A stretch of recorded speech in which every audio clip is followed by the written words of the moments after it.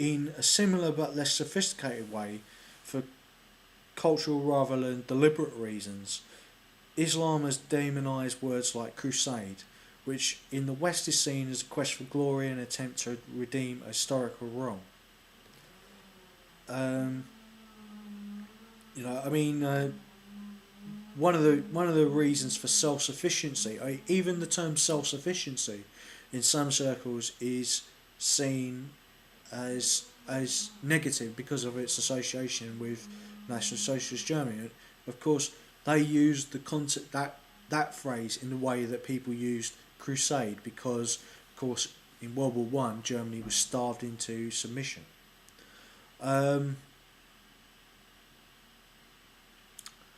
and so they use crusade to in modern parlance. Like George Bush famously used it as a crusade to right a wrong, such as Saddam's rule in Iraq.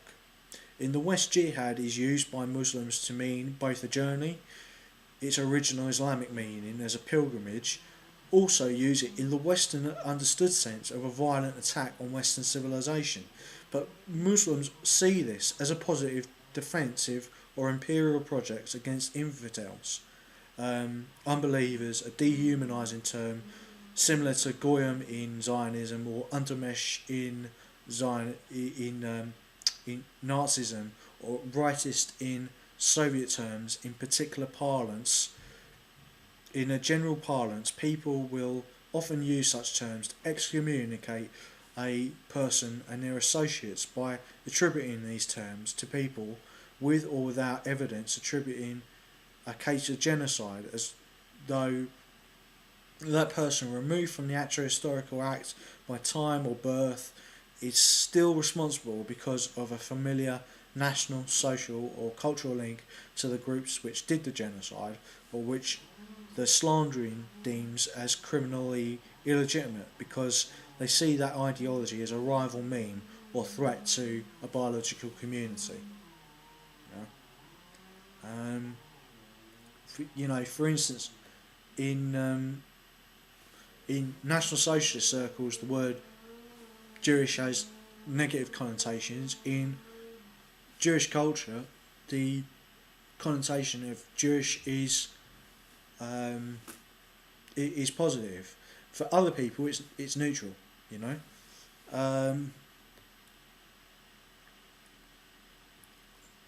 So we're going to, as such, excommunicating people, especially in the UK and US, by calling them anti-Semite or racist, anti to the interests of Zionists or religious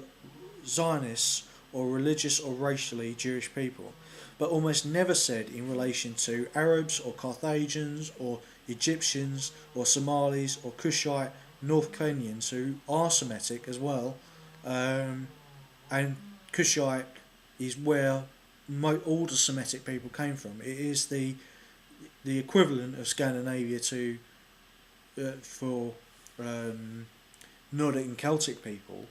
Kushite is the sort of equivalent of Scandinavia as the birthplace of nations in the Semitic world.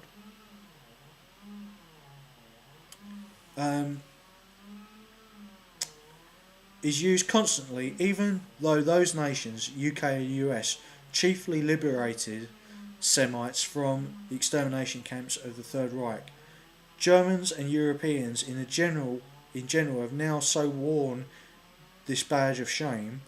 It is a central political strand in modern politics and subcultures. Although this and genocidal denial are both unrealistic, the changing of words by Freudian propaganda, as I said, the book Public Relations, which influenced all those totalitarian regimes of the 30s, was done by Freud and his nephew.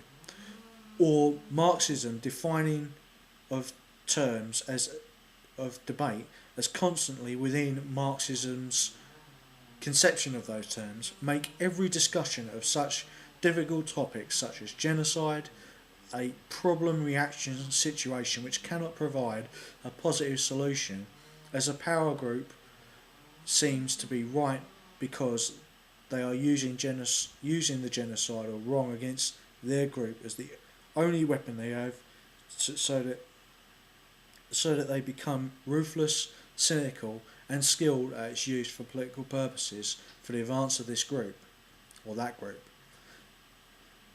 This causes a situation of reaction, of claim and counterclaim. The group without power denies their own thought process, which leads them to seem ingenuous in order to fit in with the mainstream group.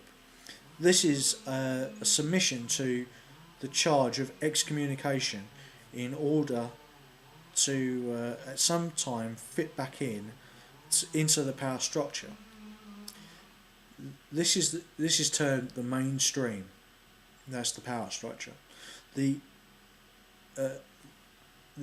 accepted form of reality. However, despite this being packaged by media or other interested parties, many people will claim mainstream ideas as their own, yet they draw an empirical analysis of the data.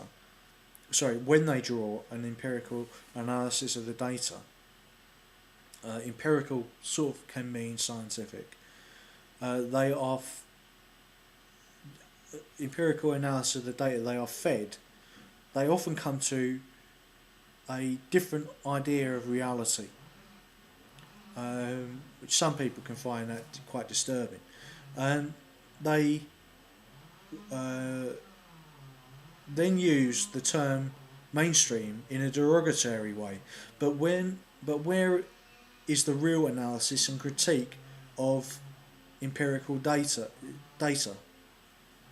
We don't have perfect knowledge because the media sources are often elaborate or weave narrative, moral or influenced by group interest or personal interest into the pure data. This is why the spoken word or television is distrusted by some subcultures or communities that reject modern technology, itself a reaction against reason, because the effort to determine the nearest form of information nearest to the truth, with all the risks of social excommunication that may cost them. The case of excommunication and death of Galileo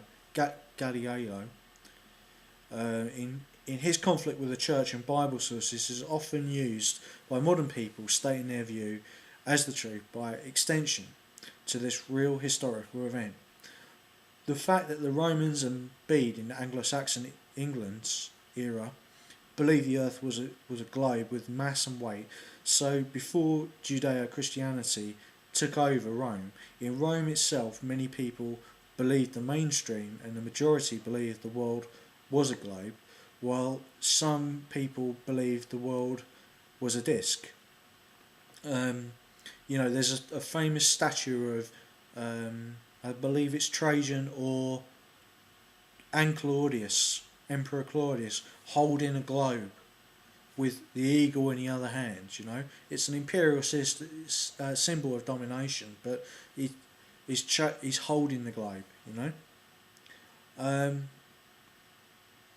Whilst other people in the world of the Romans era believed the world was a disc. This is the older Greco-Macedonian Alexandrian tradition of the world's having an outer ocean around the earth as a flat disc.